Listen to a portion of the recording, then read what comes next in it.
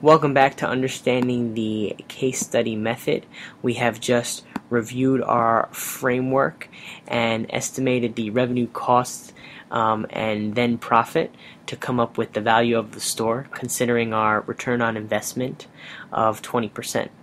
So the next step that we are going to do is talk about how to state our recommendation. So once we have conducted our analysis and we feel good with our final answer, we restate some of the facts, our suggestion, and then also next steps. So what an example of that would be after our project with Maria and Roberto and evaluating the new store, we have estimated that $250,000 is a fair value if we desire a return investment of 20% over the next 3 years, and assuming that you do not change anything with the current restaurant. Some next steps for suggestions are, and this is the point, I'm going to pause here, is everything I've said up to this point is just restating what you all have already done. When I finished and I said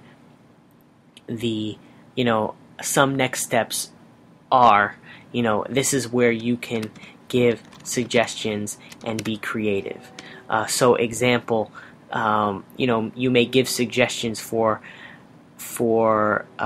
attributes that would affect the value of the store or make it more profitable for them to buy the store. Maybe they offer $300,000 for the store, but maybe they're going to introduce breakfast items, and as I mentioned during the case, they were open from 12 to 10. Maybe there's an opportunity to make money earlier in the day. Maybe you recommend that they're open 6 days a week. Maybe you recommend they're open 7 days a week. Maybe you recommend they introduce new products or consider new products. Maybe you consider maybe you asked about a drive-through or some type of expansion. So those are all things that you can mention. $250 is the $250,000 is the fair value for return on investment of 20% over the next 3 years. But Maria and Roberto should also look into different options for raising the revenue of this location. Some of those options may be, being open 7 days a week, being open for breakfast, introducing the new products that they have at other locations, expanding the location so it fits more people in it, or having a drive-through. And that's how you would finish the case. So it's a good way to wrap up. It shows your creativity and thinking outside of the case. So I hope you enjoyed this case.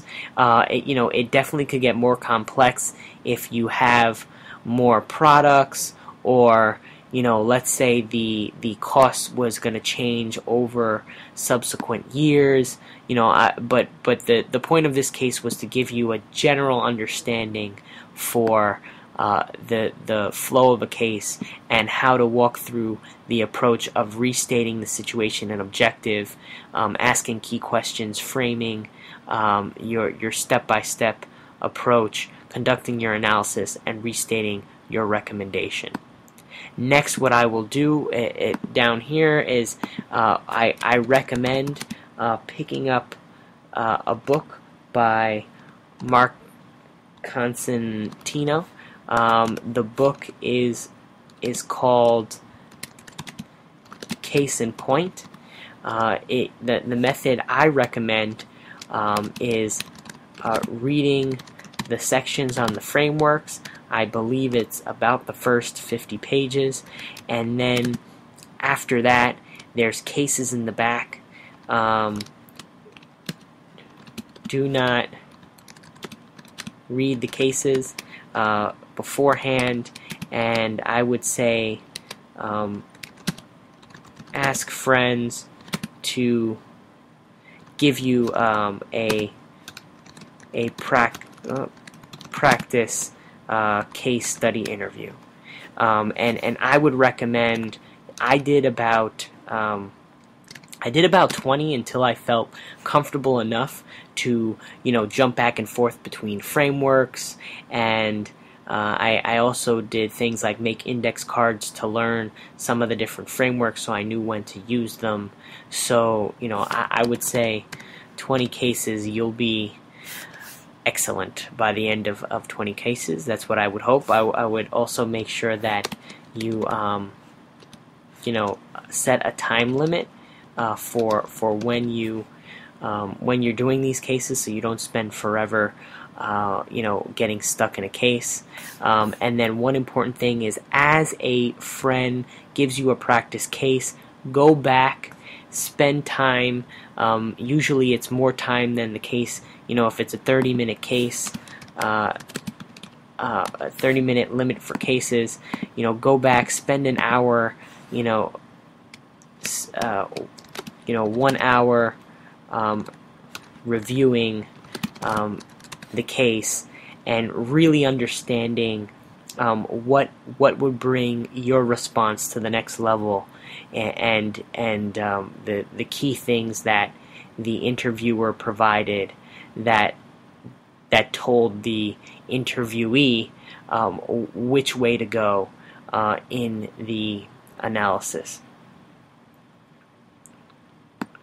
Good luck in your interviewing for the case, and hope you enjoyed the video.